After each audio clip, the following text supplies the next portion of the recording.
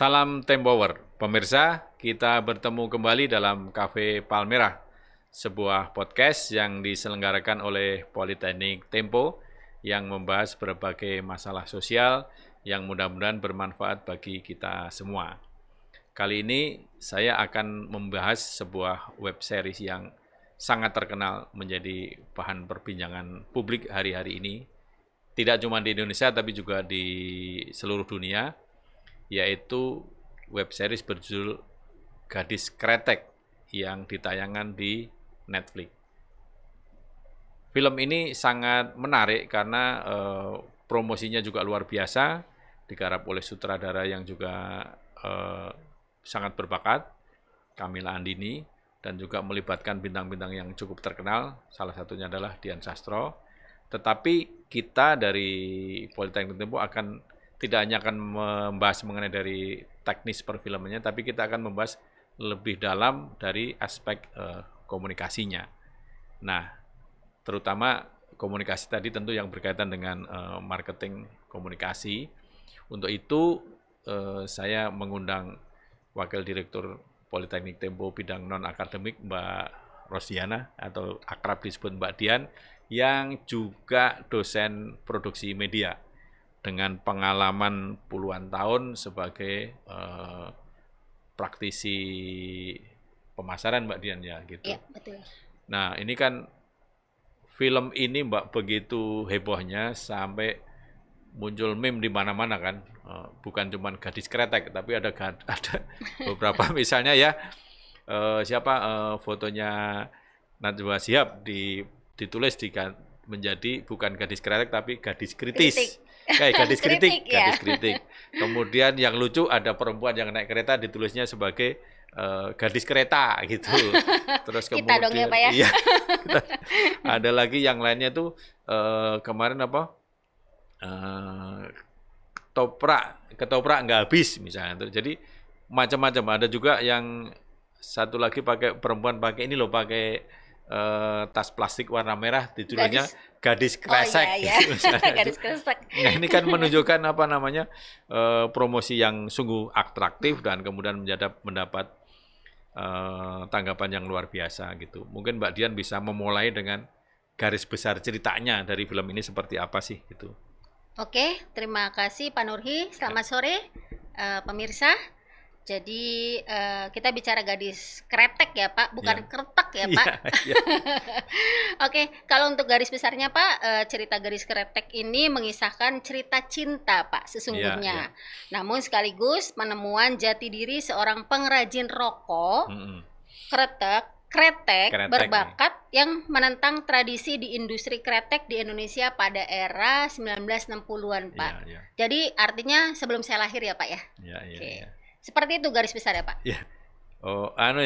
Pada waktu itu kan ya masih perempuan itu dianggap ini ya tidak boleh sebebas pria gitu tuh. Nah, dari segi Mbak, dari segi jalannya cerita itu kan lebih kepada, kalau kita mungkin tidak terlalu ini dengan proses produksi rokok ya, tapi mau tidak mau kan ini kita tahu karena itu berkaitan juga dengan bisnisnya. Betul. Cuman yang menonjol dari sisi ini, dari kita orang komunikasi kan, ini ada berbagai proses promosi marketing yang luar biasa ya gitu.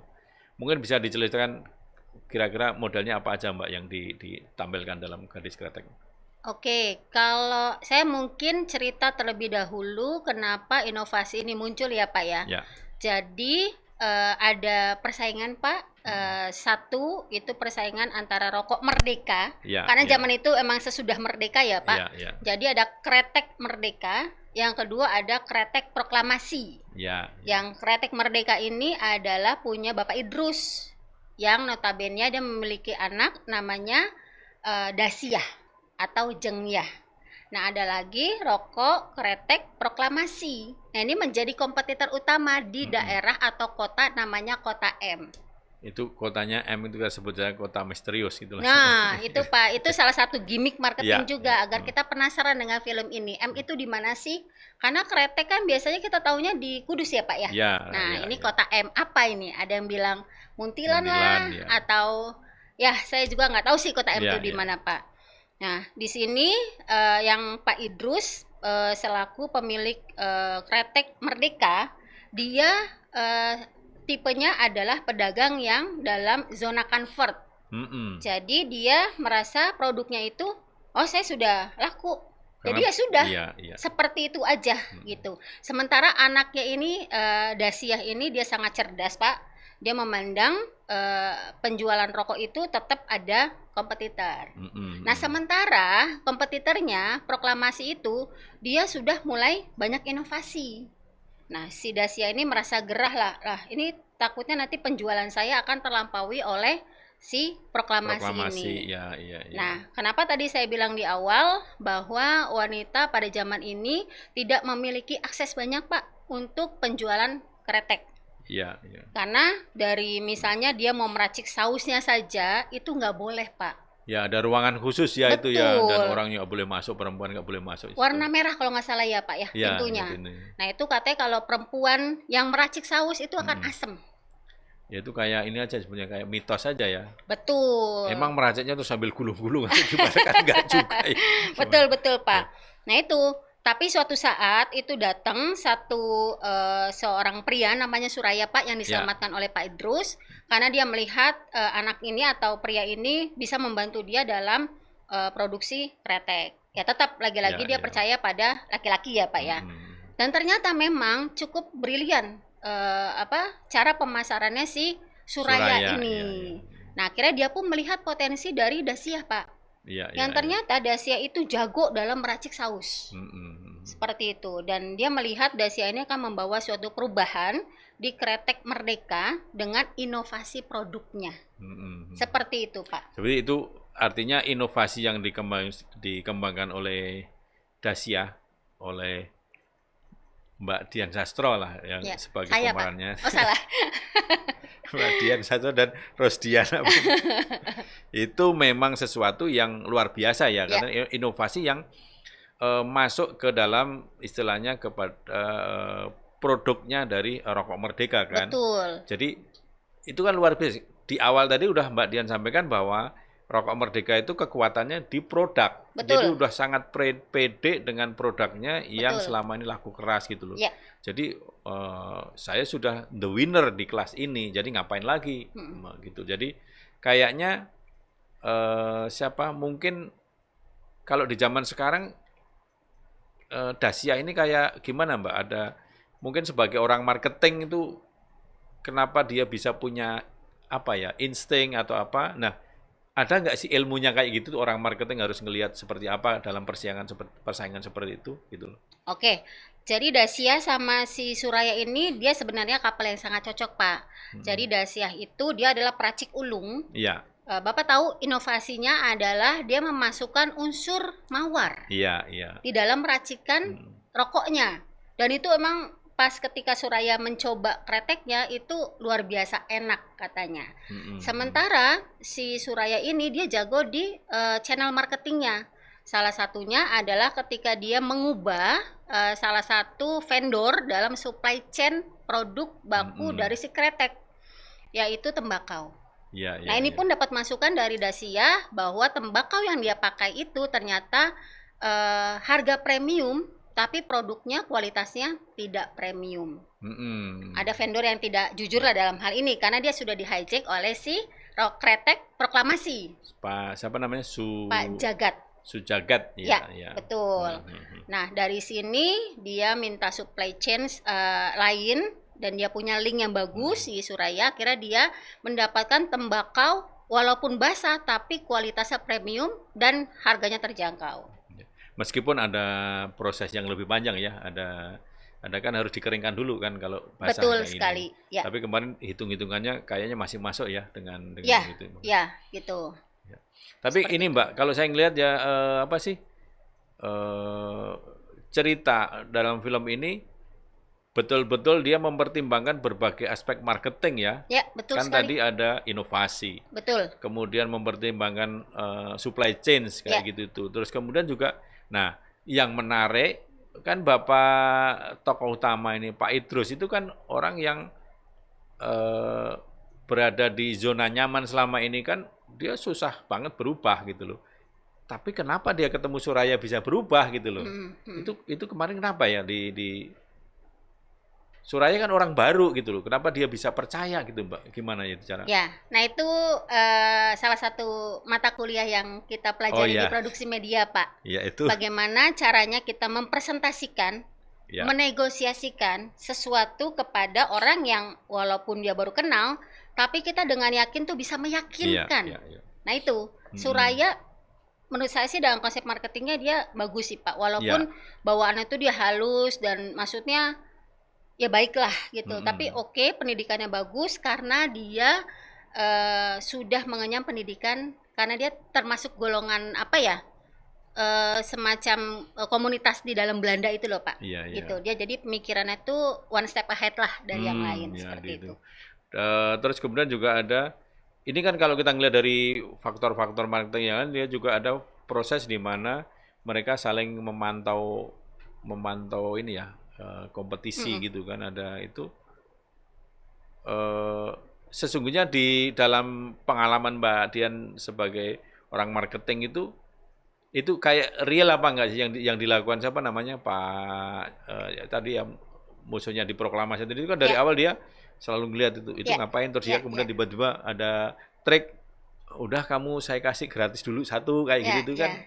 Sesungguhnya dalam alam apa namanya nyata dalam di marketing prakteknya gimana itu Mbak, memantau pesaing itu? Betul, ini relate banget ya Pak. Jadi dalam dunia marketing itu ada namanya konsep ATM. Bukan nyimpen duit Pak. ATM itu adalah amati, tiru, dan modifikasi. Nah si jagat ini dia sudah mengamati nih, Merdeka ini seperti ini, dan dia ngambil tuh Pak supply chain-nya dari vendor yang sama, walaupun dengan angka yang mungkin lebih kecil. Lalu ada tiru. Nah tiru karena memang saat itu Merdeka itu masih menjadi best seller, jadi dia meniru konsepnya sih Merdeka, tapi dia modifikasi, yaitu dengan bahan baku yang lebih berkualitas. Seperti itu. Nah, ada juga aspek yang lain tentang untuk kalau kita mau menang dalam persaingan adalah kan menjaga kualitas produk. Betul. Nah, di awal kan tadi Pak Idrus dia yakin bahwa produk saya itu udah pokoknya tak ada lawan lah istilahnya gitu. Betul. Jadi orang, tapi kenapa tiba-tiba ketika Dasyah itu mengajukan ini kok dia mau ya berubah gitu tuh? Itu dalam praktek sehari-hari seperti apa Mbak? Kan orang yang misalnya udah pasarnya gede banget, tiba-tiba kok mengusulkan ada perubahan, itu bagaimana cara, dalam prakteknya sehari-hari bagaimana sebagai orang marketing itu?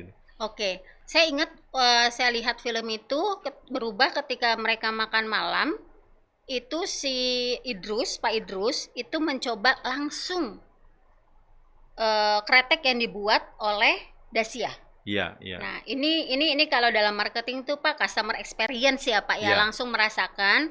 Nah, itu dia langsung merasakan sensasi rasa yang beda dari yang si Merdeka. Akhirnya dia setuju. Terus tambah lagi Pak, ini menarik gimmicknya. Ini saya zaman dulu udah kepikiran tuh keren banget kalau menurut saya.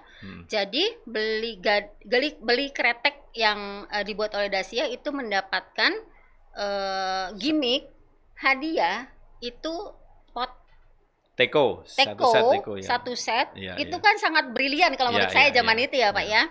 Alasannya apa? Alasannya agar biasanya kalau orang rokok kan istri yang suka marah-marah nih Pak nih, ngapain sih birokok terus gitu kan. Nah ini biar istri nggak marah dan ngebolehin suami untuk merokok, dia pakai cara seperti itu. Jadi suami happy, istri happy. Nah itu brilian kalau menurut saya.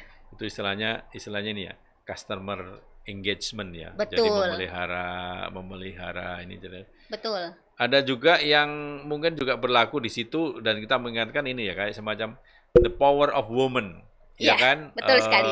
Namanya kan tadi di awal Pak Idrus juga bahkan bukan cuma Pak Idrus dong. Karena di lingkungan industri kretek itu perempuan nggak boleh masuk ke ruang saus itu tadi.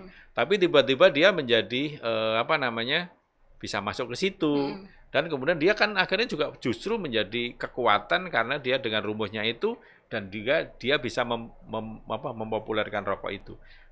Dalam marketing sekarang barangkali lebih ini Mbak ya, kalau kekuatan perempuan dalam marketing itu. Oke, bahkan ada ini Pak, istilah kalau pemasar itu ya harus perempuan yang cantik, ya, gitu biasa kan. begitu. Biasa kan kayak gitu ya. Cuma ya sekarang sih sama aja sih Pak. Maksudnya mau perempuan, mau pria, kalau dia punya konsep marketing yang oke sih ya bisa jalan sih Pak. Jadi the power of woman juga atau the power of man juga ya menurut saya sih sama aja seperti itu. Jadi sebenarnya itu packaging ya, hanya packagingnya aja ya. Harusnya di balik packaging itu tetap kalau yang ini kan ada perumusan saus yang tepat dan juga itu tadi terutama termasuk customer engagement gitu ya. Betul sekali. Nah, ada faktor lain dalam bisnis itu biasanya kan kita diminta untuk memilih tim yang tepat untuk sebuah ini ya.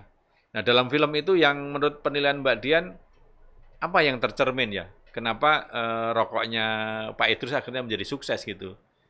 Ketika dia menyeleksi tim itu gimana ya menurut Mbak Dian?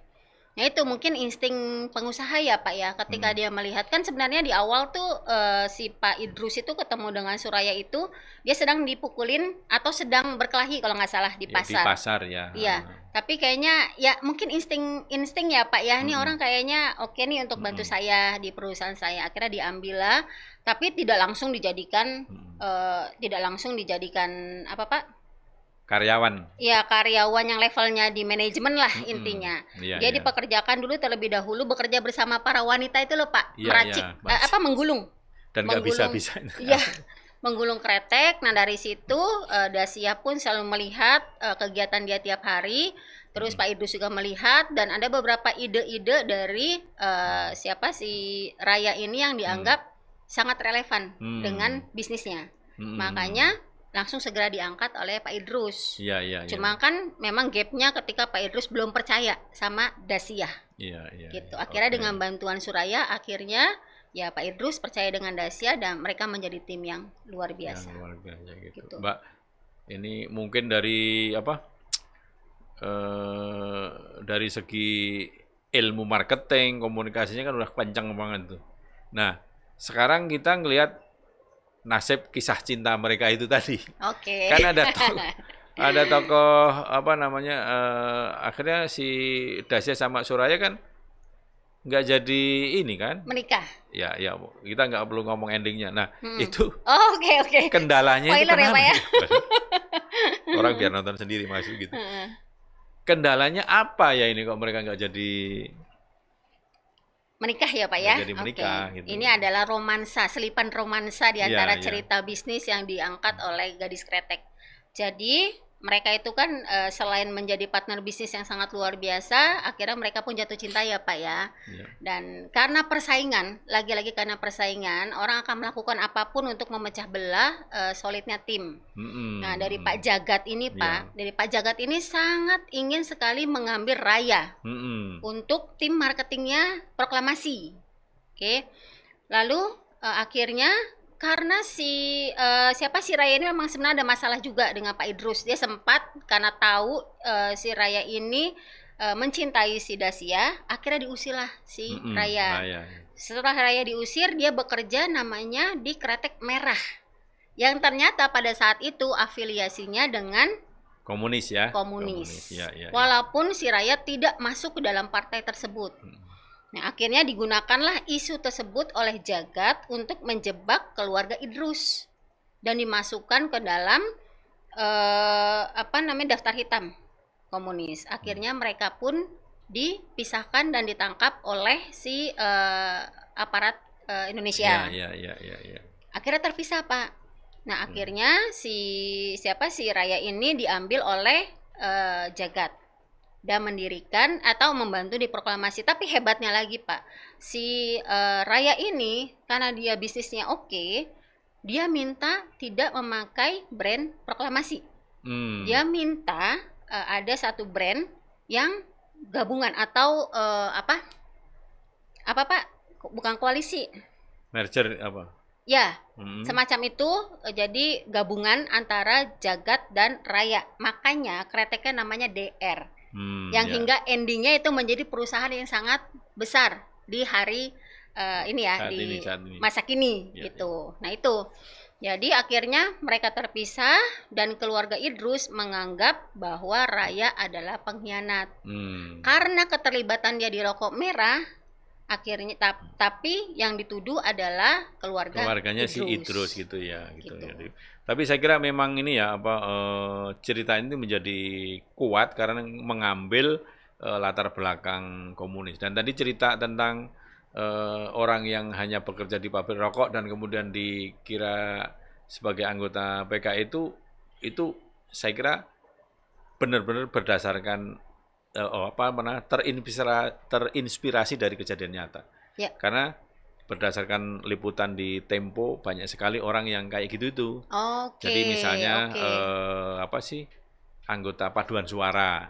Anggota paduan suara dia cuma nyanyi-nyanyi saja. Dia nggak ngikutin deklarasi partainya, nggak ngikutin rapat pun dia juga nggak ngikut, tapi ditangkap dan kemudian dipenjarakan. Jadi pada waktu itu saya sudah riset tentang penghuni Pulau Buru dan itu sebagian di antara ditangkap dengan model seperti itu. Jadi kayak si itu diisukan seperti sesuatu yang sangat lumrah gitu. Nah, menurut Mbak Dian dari keseluruhan cerita gadis kretek ini ya, itu kalau bagi kita yang berkecimpung di industri katakanlah komunikasi gitu, dari segi komunikasinya bukan dari segi produksinya ya, itu kira-kira apa Mbak yang bisa kita catat dari situ? Yang pasti sekarang sudah tidak zamannya product center ya Pak. Jadi kalau mungkin di zaman 60-an kualitas itu nomor 1. Tapi sekarang kualitas tetap dipertahankan, namun promosi atau saya biasa menyebut itu komunikasi pemasarannya itu harus berjalan dengan sangat baik. Dan salah satu kegiatan yang patut kita contoh saat launching Pak Gadis Kretek itu tadi customer engagement. Jadi dia membuat, kalau zaman dulu masih ada layar tancap. Jadi ada aktivitas layar tancap, mereka diriin booth dan mereka dikasih produk secara free untuk dinikmati saat itu juga. Memang kalau saya sih agak aneh kok cewek saat itu pada ngerokok semua gitu Pak. Ada status WA, status Facebook di teman saya juga gitu. Ini semua orang kok isinya ngerokok, semua itu kan aneh banget itu. Kayaknya memang rada lebay ya adegan itu, rada lebay di situ. Tapi yang kita lihat konsepnya, ternyata zaman tahun 60 pun sudah menggunakan customer engagement. Nah itu apalagi pada komunikasi 4.0. Jadi sudah jelas kita harus melibatkan konsumen untuk istilahnya merasakan betapa produk atau jasa kita tuh oke Pak. Kita nggak hanya sekedar iklan, wah ini beli produk saya nomor 1, ya kecap kan sama nomor 1 ya Pak. Betul. Nah, gimana caranya merasakan kecap itu langsung seperti itu. Tapi kalau menurut Mbak Dian itu yang bagian ini tadi ya, yang bagian customer engagement yang dengan launching seperti itu sudah katakanlah dalam dunia nyata mungkin nggak dilakukan pada sekitar 60-an.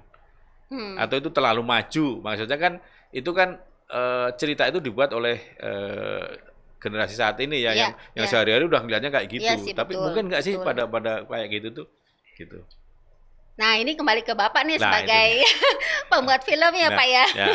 Memang itu menurut saya memang yang harus kita perhatikan kalau dari sisi film adalah itunya ya. Ini mungkin nggak sih dilakukan pada tahun itu gitu. Karena kan berkaitan dengan keterbatasan banyak hal ya. Nah itu yang perlu diperhatikan sebagai betul sih Pak. Karena kalau nggak salah ini kan dari novel ya Pak ya. Iya novel. Novel yang dibuat tahun 2012 ya Pak. Betul. Nah ya penulisnya pun pasti generasi milenial ya. Iya. Tapi kalau nggak salah secara bersamaan itu ada beberapa novel yang dihadirkan bersamaan dan itu pakai background G30 SPKI. Salah satunya kan punyanya Mbak Lela Hudori yang Pulang itu kan juga diciptakan hampir bersamaan dengan Gadis Kretek itu. Jadi mungkin pada waktu itu isu-isu memang lagi, dan penulisnya sama-sama perempuan, yang ini kan juga sama. Nah, ada lagi Mbak yang perlu disampaikan, mungkin sesungguhnya apa ya pelajaran yang bisa dipetik bagi para mahasiswa kita barangkali ya, untuk apa ilmu komunikasi yang kaitannya dengan perang dagang kayak gitu tuh. Ya, jadi intinya seperti yang saya bilang tadi, kita sudah tidak bisa mengandalkan hanya kualitas, Pak. Kalau kualitas sudah wajib lah intinya saat ini ya. Saya juga pengampu mata kuliah Integrated Marketing Communications, di mana kita harus membuat konsep 1 tahun ke depan tentang promosi, tentang marketing communications. Nah, itu banyak do and don'ts-nya. Nggak sembarang saya mau launching produk, nah saya bikin iklan. Itu udah nggak kebaca, Pak. Apalagi istilahnya sekarang TV juga generasi Y, generasi Z itu udah nggak lihat TV.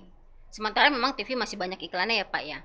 Nah, gimana caranya? Misalnya pakai influencer, pakai KOL, artinya word of mouth dalam bentuk digital itu juga sekarang menjadi salah satu media promosi yang cukup mumpuni. Gitu. Jadi lagi-lagi kalau punya produk atau jasa itu tidak boleh stuck di produk saja. Jadi harus punya banyak inovasi, punya banyak ide untuk membuat komunikasi pemasarannya. Oke, gitu. Ya. Saya kira mungkin karena diucapkan oleh ahlinya jadi udah tepat lah, mudah-mudahan ini bisa bermanfaat bagi banyak orang. Oke, saya kira cukup Mbak ya, ini sudah cukup panjang diskusi kali ini. Mudah-mudahan kita bisa memetik hikmah dari apa yang kita bicarakan hari ini. Nah, para pemirsa, saya kira diskusi kita hari ini kita cukupkan sekian. Saya sungguh apresiasi terhadap tim produksi web series Gadis Kretek ini yang menurut saya merupakan sedikit dari sekian banyak film dan web series yang ada di Indonesia yang pantas kita tonton. Tidak hanya teknis tidak hanya teknis sinematografinya, tetapi juga yang pertama tentu saja adalah dari segi konten. Meskipun ada beberapa kelemahan, saya kira ini tetap merupakan web series yang pantas untuk kita tonton dan kemudian pantas kita diskusikan. Salam Tempower, sampai ketemu di episode selanjutnya.